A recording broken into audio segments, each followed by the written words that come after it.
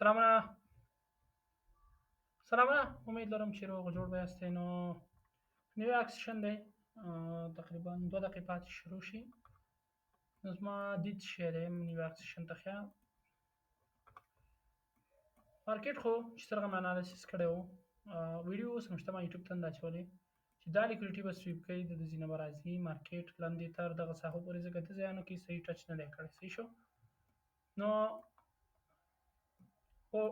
وبښئ اوس مې دید شی دی ښه مارکیټ زما هماغه دید دی چې دغه به راغورځېږي تر دغه ساحو پورې. صحیح شو.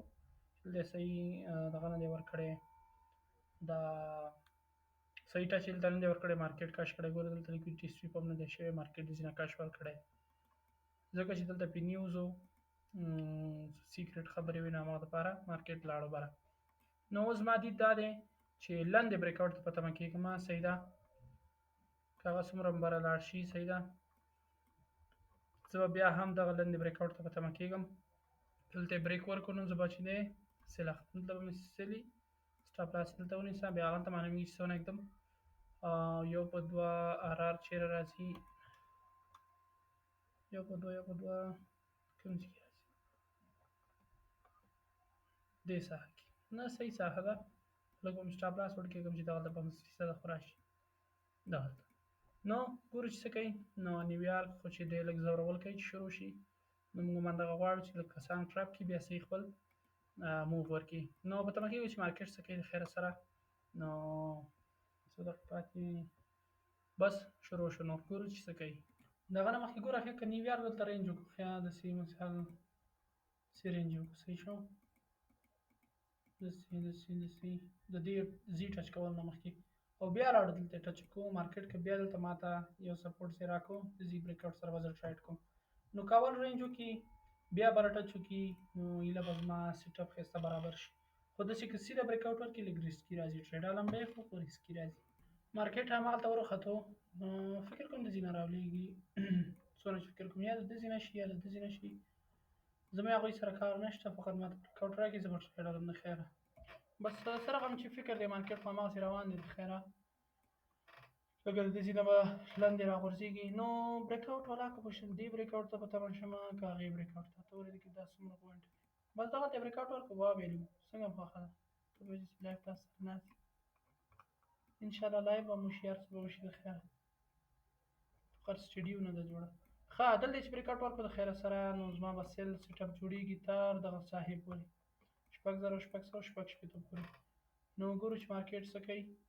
نو دلته یې بریک آوټ ورکړو، دا هم انورس کېږي، د دې سره سره 15 دقیقې دا اورډر بلاک هم انورس کېږي، دې سره سره د 3 دقیقې دا فیراري ګپ هم انورس کېږي.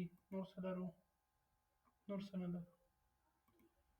او د دې دلیل څه دی ښه چې ما ویلې انورس کېږي، به لکه دا به راغورځېږي، لکه دلته ما ټریډ ایستی و راغورځېدو، یعنې ما ته یې ښه صحیح 1 2 ریسک ریوارډ ایستلی شو. خو داسې خبره وه چې زما د سټراټیجي ټریډ نه باید قانون سره ټریډ سړی وکړي، هغه به پرافټیبل کېدلی شي.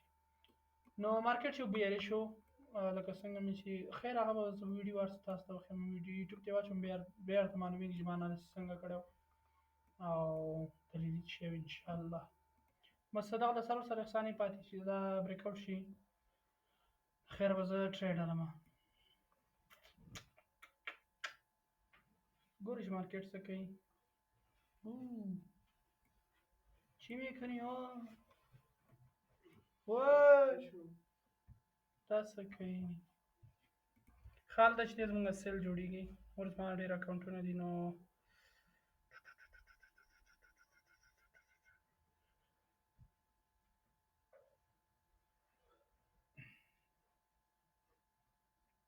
یو څو اکاونټو کې رانغلط وای ځه افغانستان نېټه نو یاره خو نو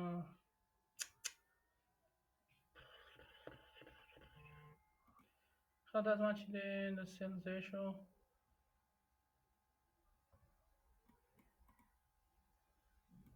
څه که نه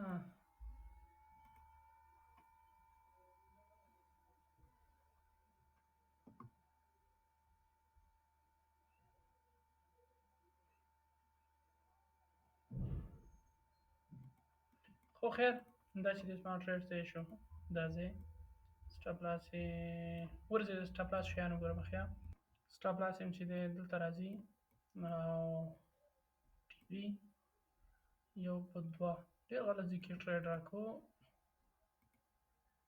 دا ځای ښه نو ګورو چې څه کوي مارکیټ د خیره سره په تمه کېږو چې مارکیټ څه کوي بوم سټاپ لاس دا وګورئ څه رقم یې ووهه نو دا څنګه ټریډ و څه رقم ټریډ و دا زموږ ټریډ و امید لرم چې خوښ شوی به وي ویډیو حتما لایک کړئ او چینل همدا سره سبسکرایب کړئ مننه